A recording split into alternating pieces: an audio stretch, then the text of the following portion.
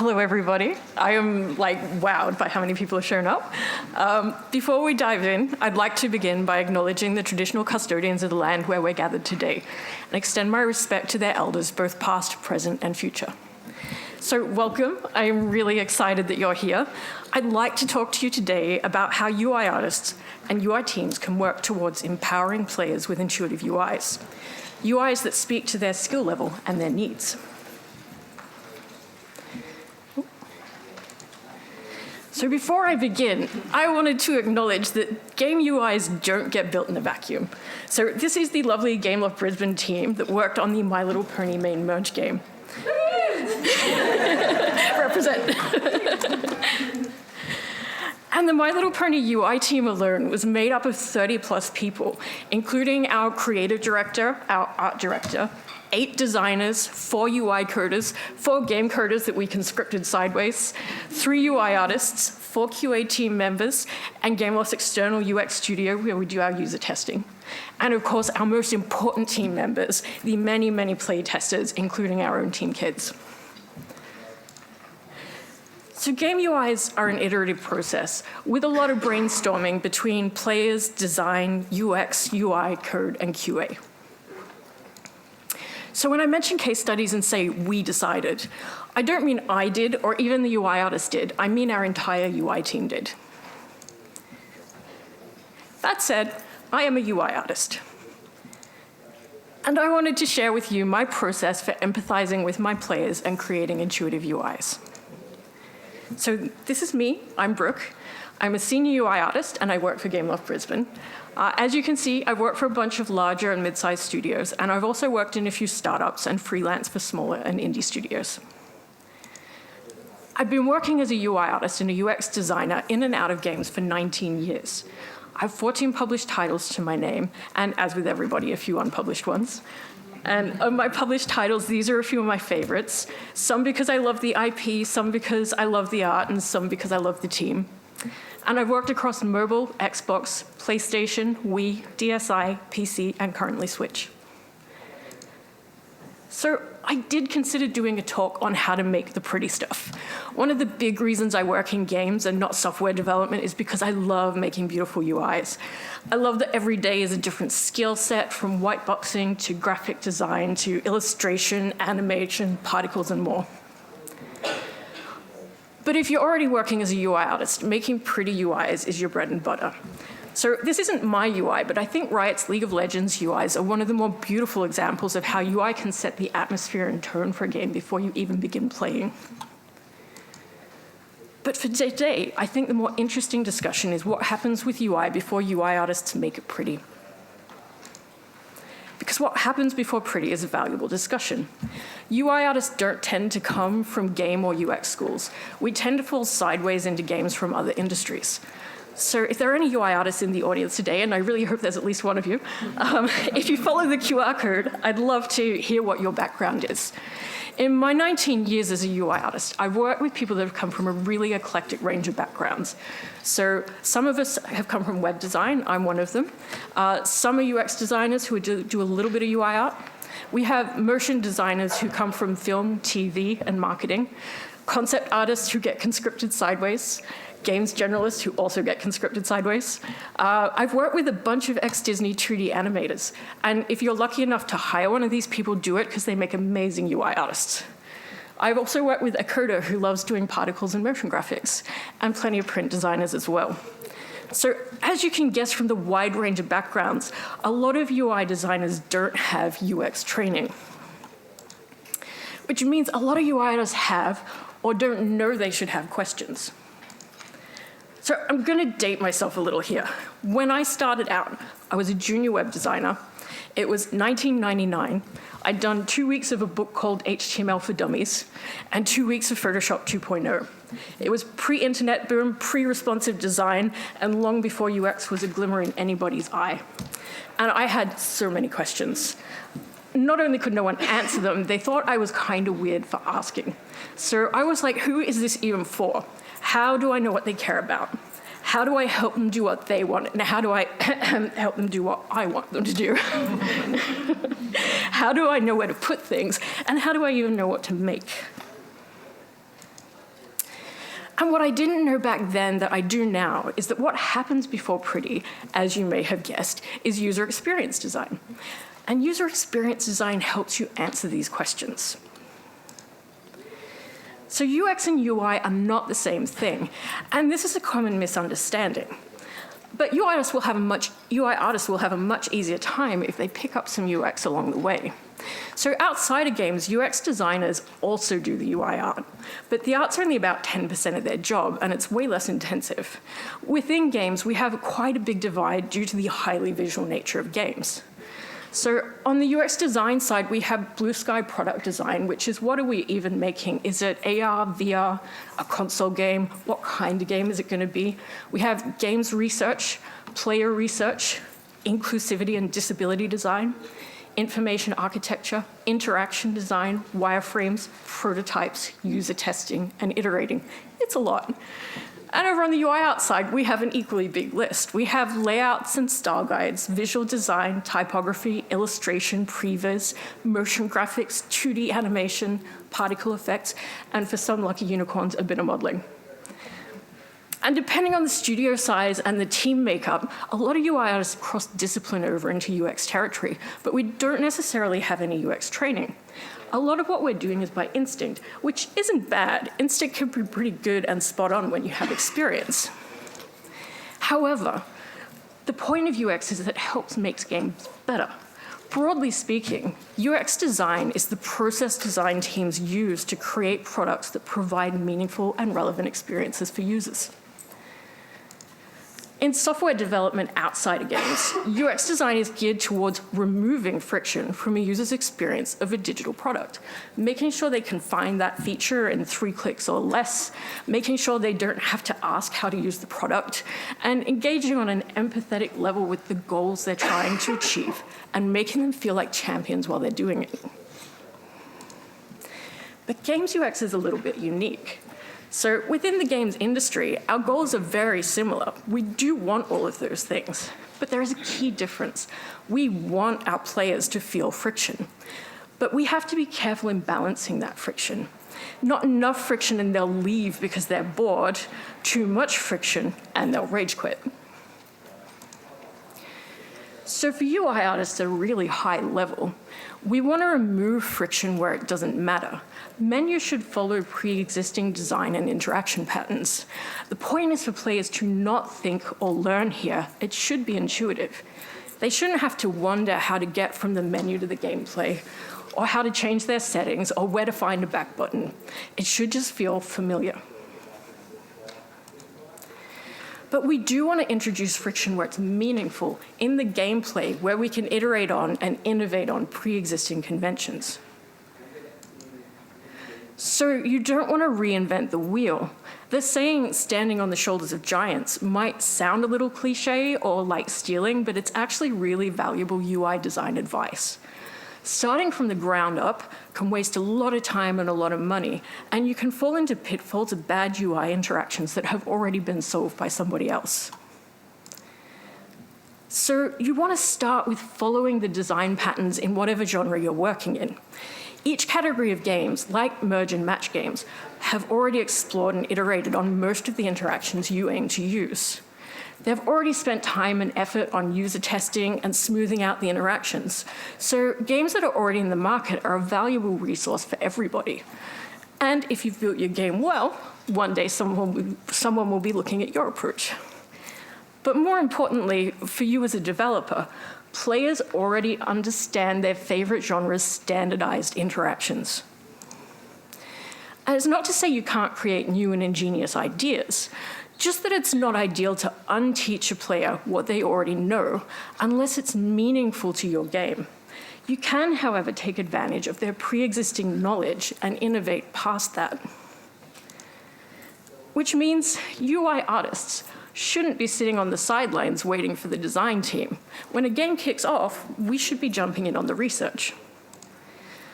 So when we were starting out with My Little Pony main merge, we got a high-level brief from Hasbro and Gameloft HQ. They wanted us to build a merge puzzle game. Our core audience was 5 to 8-year-olds, with the sweet spot being the 5-year-olds. But we had a really big secondary audience of adults. My Little Pony's been around a long time, and a lot of people have grown up with it. It's gender inclusive, and the gamer type is casual, so people will most likely be playing on phone and tablet. So our research challenge was designing for adults and children within the same game. And this is a challenge because merge games are generally not made for kids, because kids struggle with abstract ideas. So for example, the idea that merging 2 cupcakes together will make an even better cupcake is very difficult for little kids to grasp. It's also a challenge because what's intuitive for a child is more frustrating for adults, who are great with abstraction and who've learned a lot of UI shorthand. As an example, a 5-year-old will hone in on the illustration of a kid watching TV and assume it means they can watch videos here, whereas the adult's more likely to view the picture as an illustration and go for the video play icon. So when we kicked off our research, step 1 is pretty obvious: know your fan base. The Gameloft team and I are big believers of respecting the fans and getting it right. This means we watched all the TV shows, we watched the movies, we played all the old games, we have the toys. So the point is, if you're working on an IP and you're not taking joy in it, you'll miss out on bringing that joy into the UI and the gameplay. And that's true whether you're making a game with adorable ponies or with horror jump scares. Step 2 is also pretty obvious. Check out the competition. So I touch base with my design team and I make sure I'm playing what they're playing. But I also literally grab everything I can find in the merge arena.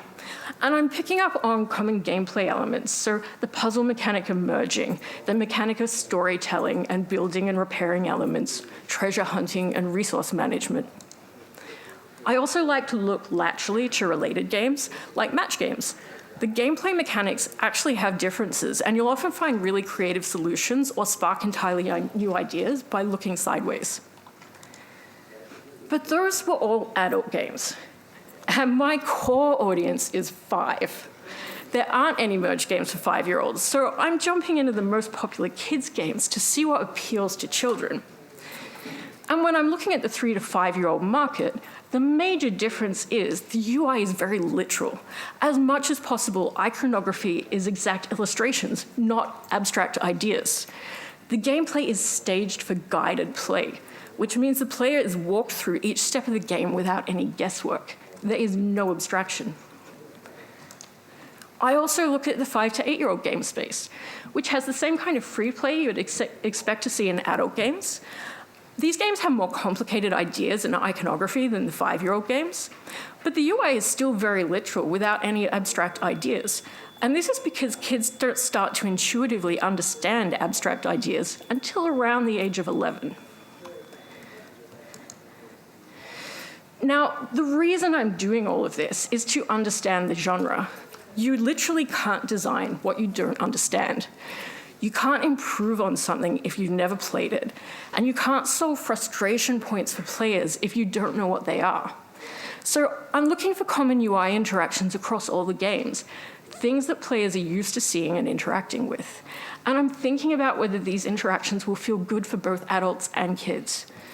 I'm looking for unusual approaches to UI interactions that spark new ideas for me. And I'm getting a feel for the story beats of guided gameplay for little kids. I'm also learning about what's confusing, what's frustrating, and what's unfulfilling to play. And I would like to mention at this point, because it is important later, that I'm not just playing and forgetting about these games. I capture myself playing so that I have a video record of the UIs, and I also collect screen grabs of all the UI steps in the games that I think stand out. And now we get to the fun bit of research. So initially, I like to play and not watch because I need to understand what I'm seeing before I watch someone else play it. But I also think it's important to know your players. And as a UI artist, I don't often get to sit down with our target market. So I like to watch reviews, walkthroughs, and live gameplay streams. Now, I acknowledge that these players sit in the pro arena. But prior to doing gameplay testing, this is your insight into how your players play games. And when I listen to and watch live streamers, I'm seeing and hearing what brings delight and where the frustration sticking points are. And I'm seeing when they're struggling. And quite often, these players will pop out with really gem ideas about how they wish the UI did this or didn't do that. And these ideas can be really good, so they're worth listening to. And the most important thing about watching someone from your target market play is their experience of the game doesn't always match what I experience because I'm not the target audience. And this is a valuable insight because in the rush of development, we can often forget that we are not the player. So this is Adley. She's really cute. She's the best Barbie game reviewer on YouTube, hands down. And I got a really good feel for playing style and attention span with the help of Adley and other reviewers. I'm sure they have no idea unless they ever stumble across this. So what's the point of all this research? Isn't that what the design team does? Well, your design team is busy playing these games too, but they're viewing this research from a gameplay perspective. And the point of all this for a UI artist is to understand the UI interactions and to familiarize yourself with the flow of the story beats in the UI. To find those aha moments that lead to new or better ideas. For example, for me, one of the more boring experiences in the merge match genre was passively receiving rewards. You know, you finish a task and some rewards come up and you go, okay. We felt for kids participation was going to be a lot more engaging. So we took that passive experience of watching and pressing collect and turned it into popping that bubble and bringing over that piñata. You will also cross-pollinate ideas. So UI artists generally take the lead on the window dressing, and this is your chance to add value. One of the ideas we were looking at early on was letting kids interact with the Crystal Bright House. This is where the main 5 ponies all live. And we understood from games like Barbie and My Talking Angela that from a child's perspective, the menu can be part of the gameplay. Ultimately, we didn't go down this road, and I'll touch on why later. But it was a valid option that was worth exploring that we may not have thought of if we hadn't been doing extensive game research. So the biggest thing we got out of our game research was the interactions we would need to focus on. That we would have to find a solution between adults and kids both enjoying and struggling with abstract ideas, and to find a balance between autonomous and guided gameplay.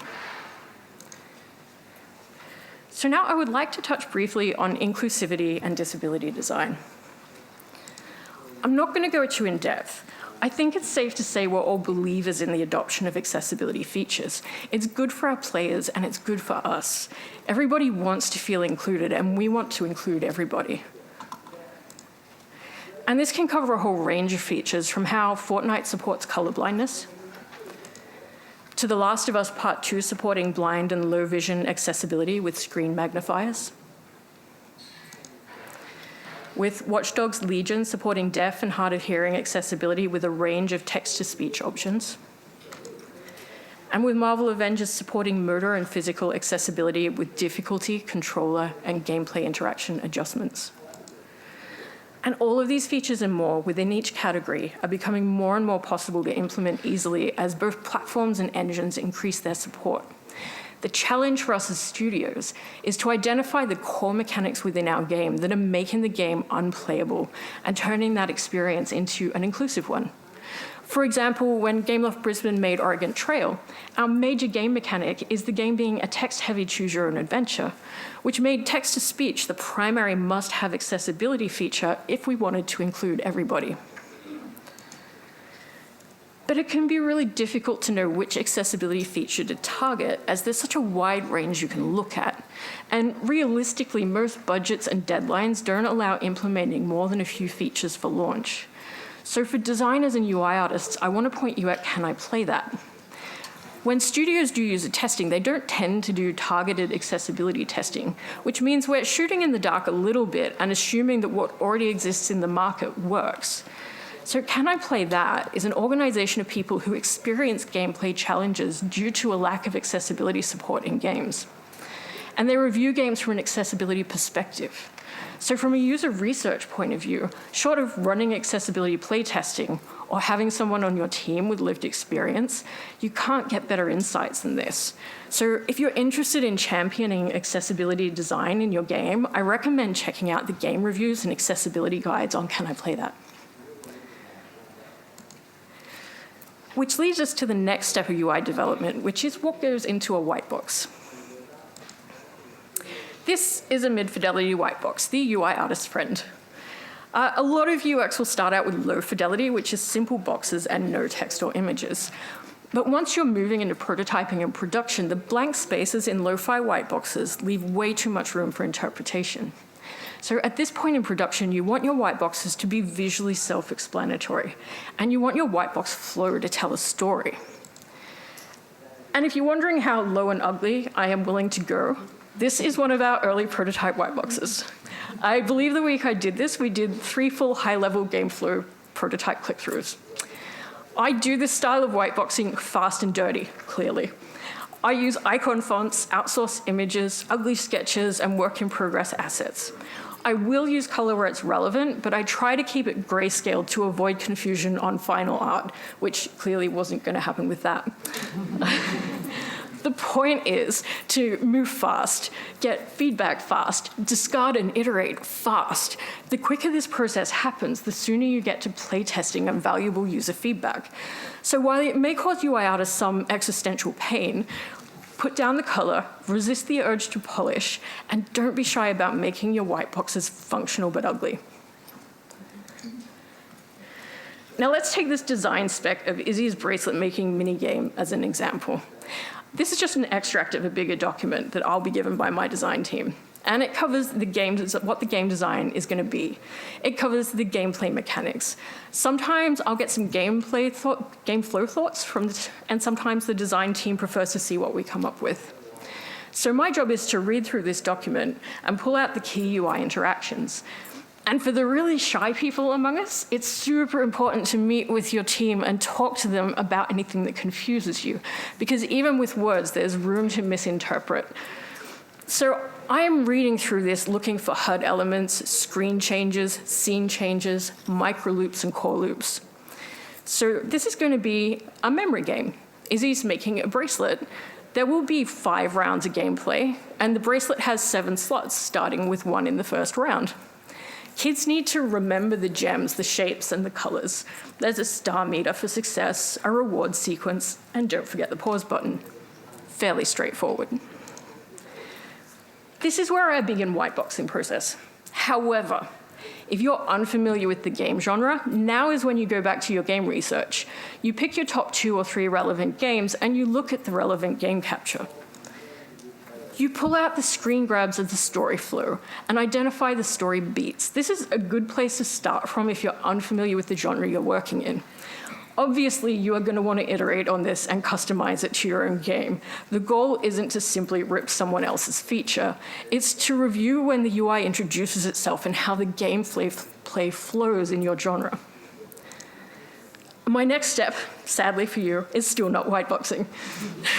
It's to get a pen and paper out, or just think, depending on how complicated the feature is. And I create myself a story. And the goal is to take your player from point A, the start of the feature, to B, the end of the feature, and to do it intuitively. You make sure you ask yourself what would be a joyful experience from your player's perspective, because this is a story as well as a UI interaction. And if you're not feeling glee while you're writing this at what you're getting your player to do or experience, they won't feel it when they're playing it. So you want to capture how the experience should feel when they're doing well and when they're stuck, how the micro loops, the mini rewarding experiences feel, and how the core loops, the big gameplay reward experiences feel. You want to identify what the beats are for scene and screen changes. And the point of doing this is it's a lot faster to realize you're dead-ending yourself on paper than it is if you jump straight into a layout. And you're also more likely to come up with an intuitive flow if you're thinking of it like a story instead of a succession of UI elements. Now you get to whitebox. So you start whiteboxing and you engage those graphic design skills. And while you're doing this, it is really important to advocate for your player first and design their very best experience. Aim high for them. And what I mean by this is if you're sitting there telling yourself you can't do this feature or that effect because of your or your team's current knowledge, you'll start with a lesser experience from your player before you even begin. So you want to design as if it's a giving that you can create the amazing experience that you're imagining. It's up to your team as a whole to negotiate this to a place where it works later. And yes, for anyone that's wondering, if you are wondering, future artist me frequently hates past UX me for making my life difficult. But it's worth it, and I'm never sorry. So this is the final minigame, and the UI was created by our senior UI artist, Eleanor Linden.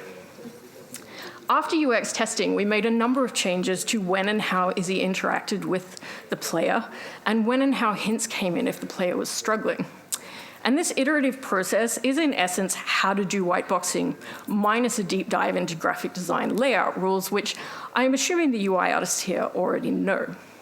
However, understanding a bit of your player's psychology via UX can really help you nail down what you're going to put where and why. And having this knowledge while you're doing layouts can reduce the back and forward with user testing iterations. So I'm going to walk you through some of our end outcomes on main merge and how UX thinking helped. And I do just want to reiterate that UI is a team sport, and that the solutions were a big collaboration between the design, code, UI teams with a lot of user testing input. So our solutions began with understanding our players' capabilities based on our lowest age bracket of 5 years old. So this ended up being our entry point to intuitive UI and gameplay. Misguessing our 5-year-old's capabilities, especially around our merge board, ended up being the point we play tested and iterated on the most. Because cognitive load and cognitive development matter in how your players perceive your UI. Cognitive load refers to the amount of mental effort you're asking your players to exert while they're interpreting your UI and gameplay, while they're reasoning through the gameplay puzzles and doing tasks, and while remembering how to repeat everything and where everything lives. And cognitive load isn't a bad thing if you gauge it right. When cognitive load is done well for adults, challenges around language, complex memory, perception, and puzzle solving creates a positive cognitive load that leaves the player feeling challenged but rewarded. The problem happens when you ask your player to burn their energy on confusing UI or gameplay. And I should note, to be fair, this is a user-created WoW UI, so I'm throwing zero shade at WoW the game here. With My Little Pony, the average casual player will invest about 3 to 5 minutes a day playing the game. So the problem happens if the player spends that 3 to 5 minutes navigating confusing UI. They'll burn up their cognitive energy and not want to play anymore. They'll leave before they even engage with the gameplay, and they may not come back. And it's super important to know that cognitive load for kids is different. Each age bracket, 4 to 6 and 7 to 11, have different challenges due to the developmental stages of their brains. So some of the challenges that we hit were around affordances. So does the button even look like a button? Language acquisition and reading skills. Attention, but not in the way you might think. The ability to understand abstract concepts, the whole cupcake merging dilemma, and focus, patience, and visual hierarchy. So affordances are the perceived behavior of graphical elements. Adults are really good at this. We get what buttons are and what scroll boxes do, and we can guess most icons. We've learned this behavior over time and repetitive exposure. But generally, 5-year-olds have only mastered a handful of buttons. They know back, next, play, and close. That's it. And you might think they know more because kids will barrel through a UI, but that's simply because children are explorers, not because they necessarily understand what they're pressing. This means for our UI, if we weren't using very simple icons, we needed to use explanatory pictures like Sunny with the bright house, or very simple words. On top of which, for kids under 6, if an element makes a noise, animates, or jumps around when the children arrive on a screen, or if they hover over it, there is a very high probability they will assume that is all it does and never interact with it. So this is a problem. And you need to make sure your navigational items look clickable, but don't do anything too interesting to detract from their purpose. This is our minigame lobby. And most parents will be familiar with their child fixating on a single feature on a real-life toy and ignoring the rest. So if you think of those sensory toys kids get, the boards where they can match shapes and slots, honk horns, and press buttons, I think we're all pretty familiar with the fact that kids will fixate on one element of the toy, usually the noisy one. Well, interactive games are no different. Kids will fixate on one element on the screen in the same way. So we first had to solve kids always playing the same game by implementing a randomized auto-scrolling carousel to deliver a new game front and center every time the kids entered the screen. Then we needed to account for the fact that a lot of our players can't read. So we put animations on every minigame tile to hint at the game content. Just by looking at the game tile, you can see that you'll be making cookies or painting or herding critters. But this led us back to the problem of young kids assuming that something that's animated isn't interactive, which is why our carousel lets you line up the game you want to play, but you need to hit the big play button to start the game. And this all sounds convoluted, but for a 5-year-old, it ends up being quite simple. They arrive on the screen, see the animated picture for the game, and press play. And for adults and older kids, they can scroll to the game they would prefer. Our next challenge was around language.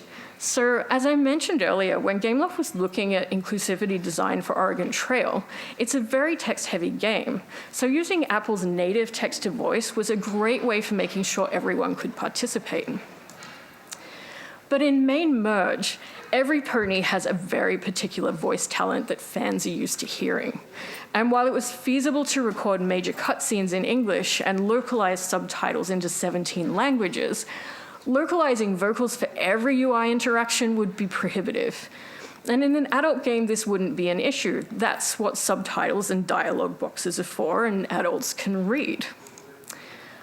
But 5-year-olds don't have highly developed reading skills.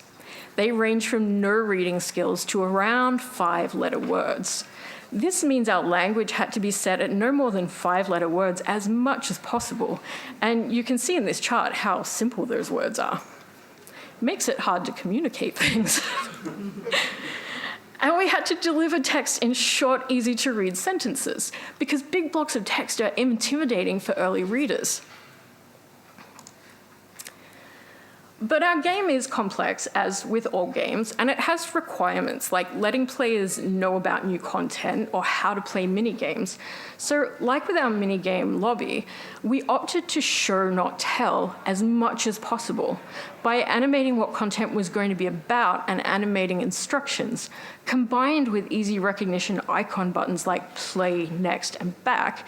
This allowed even non-readers to navigate most situations without needing a parent. Which brings me to abstraction, the elephant in the room, and one of the reasons merge games are challenging to make for children.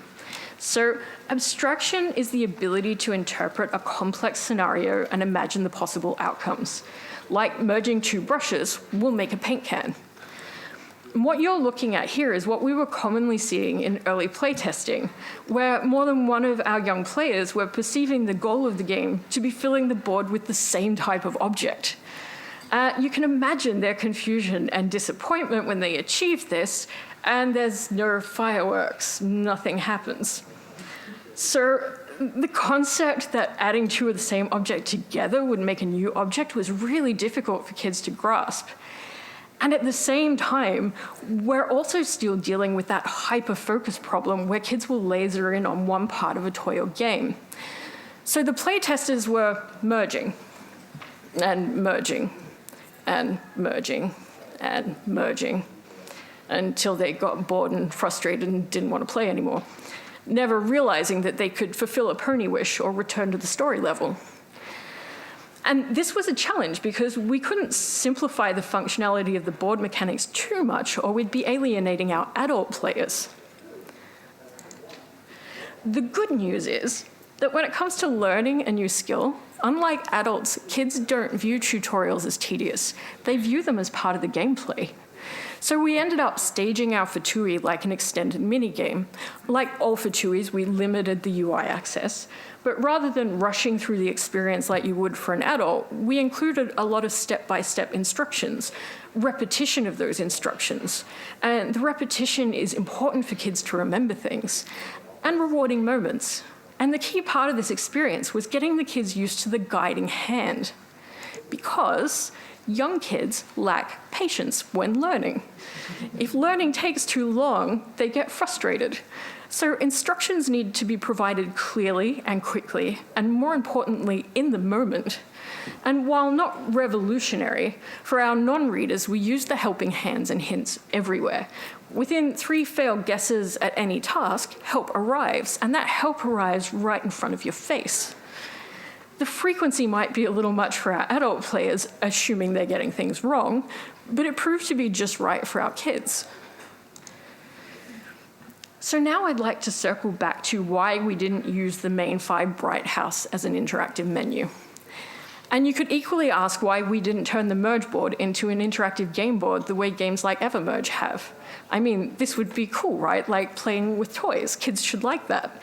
But as it turns out, while children can see things in 3D from around 5 months, they can't really visualize a 3D experience on a flat screen until they're around 5, which means something like Evermerge, while beautiful, wouldn't be playable for many 5-year-olds. To them, this is a problem with visual hierarchy. The board looks like part of the environment, and nothing looks like a button. Young kids don't know what to do with this. Which feeds into the other issue with hierarchy for kids, which is visual noise. It's easy to assume kids love color, therefore everything should be colorful. And while kids do appreciate brighter colors, if everything on the screen is a punch in the face, they won't be able to interpret the difference between the background and the foreground, between what's clickable and what isn't. Which also circles back to buttons should look like buttons, and objects that can be interacted with should be obvious. This means engaging calmer pastel colors behind interactive areas and keeping the contrast on interactive items high is a good idea. And as you can see here, our other UI artist, Thomas O'Dowd, and our art director, Liz Ballantyne, put a lot of work into keeping the visual noise on our merge board to a soothing level. So in conclusion, my top recommendations for creating intuitive UIs are: know your genre. You can't design what you don't know, and you can't iterate past standardized conventions if you don't know what they are. And don't reinvent that wheel where you want friction low. Know your demographic. Understand your player's age bracket and gamer profile. Jump online or meet them in person and see how they play and what makes them tick. Listen to and watch your demographic play. It's key to sparking those aha moments. Accessibility matters. Once your game's core mechanics are fairly solid, start asking yourself which features might be making your game unplayable for those people with accessibility challenges. Really important to advocate for your player. When you're whiteboxing, always advocate for your player's best experience. Keep the flow and the story beats simple and intuitive, and be mindful of the fact that play testing and iterating often will get you to that intuitive UI faster. Build those white boxes fast and dirty, play test early, and get that feedback fast before you worry about jumping in and making it pretty. And keep testing often throughout the entire development process. And of course, the big one is UX makes UIs better. Understanding some of the psychology around how your players perceive and interact with your UI gameplay can reduce friction and time spent iterating. In games development, there's often an impression that UX is strictly about gameplay feedback. And while this isn't untrue, and UI is part of the gameplay, the psychology of UX in relation to user interfaces is so much cooler and bigger than the sticking points your players are having with the gameplay. For UI artists, knowing a little UX can take what you're doing on instinct and give you meaningful and impactful tools to work with. So if you'd like to know more, I'm not affiliated with any of these products. I've simply used them and I highly recommend them. The Interaction Design Foundation has a lot of beginner and advanced courses on UX and interaction design, so UI artists will actually find it very useful. Tandon gives 2 great overview masterclasses of UX. If you're new to the subject, it's a great place to start. If you're keen to pick up some of that UX magic for kids, Design for Kids by Deborah Levin Gaiman is really eye-opening and worth reading. And of course, everything by Celia Hoden is amazing. Celia is responsible for the UX team behind Fortnite, and you can find her talks on YouTube, and she has some really great books out there. And finally, a little bit of a plug, I'm sorry. Gameloft Brisbane is currently expanding our team. We're looking for a UI lead with a code background, and we have a lot of other jobs going as well. We're not currently looking for UI artists, but we will be soon, and if you're keen, please jump on and look at our expressions of interest job, because we would really love to hear from you. Thank you so much for coming along today. I really appreciated getting to share my love of UI with you.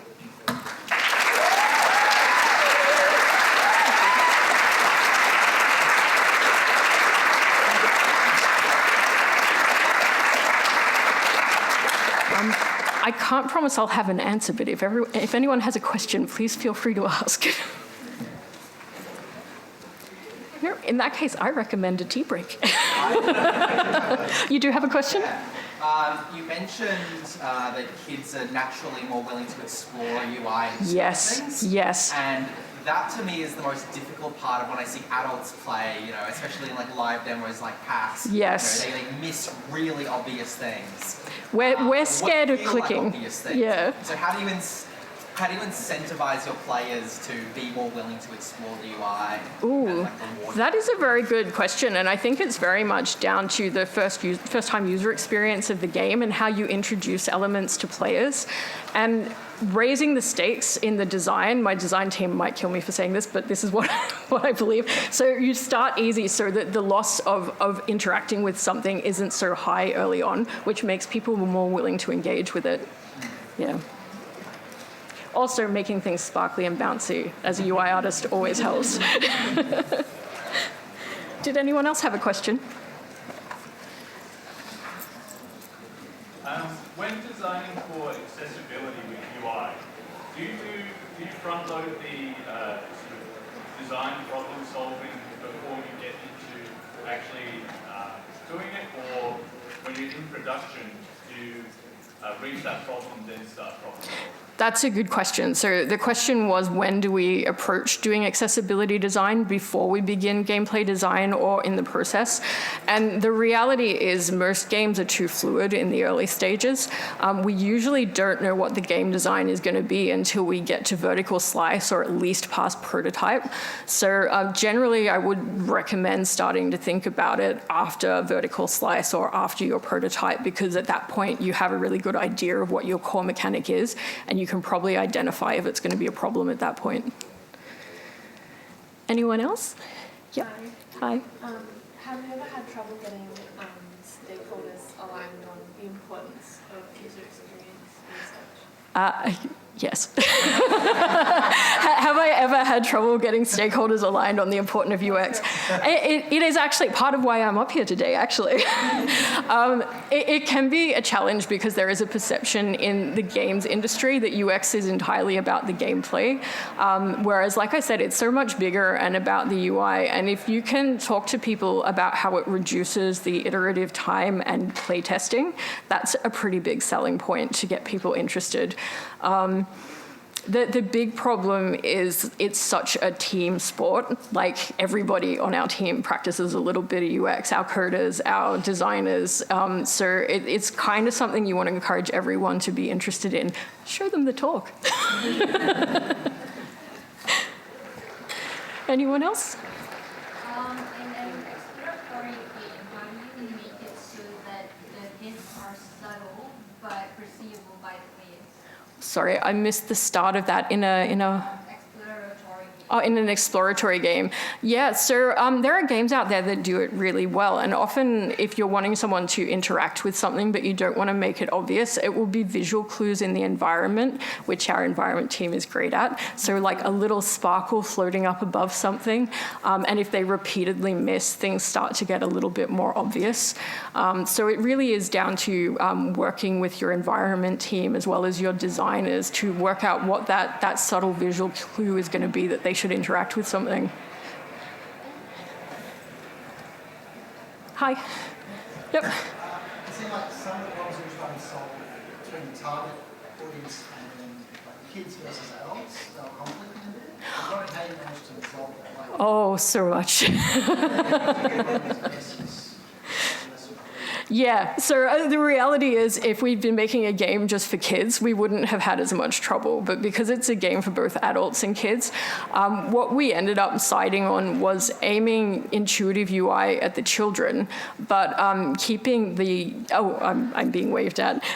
This will be the last one. Making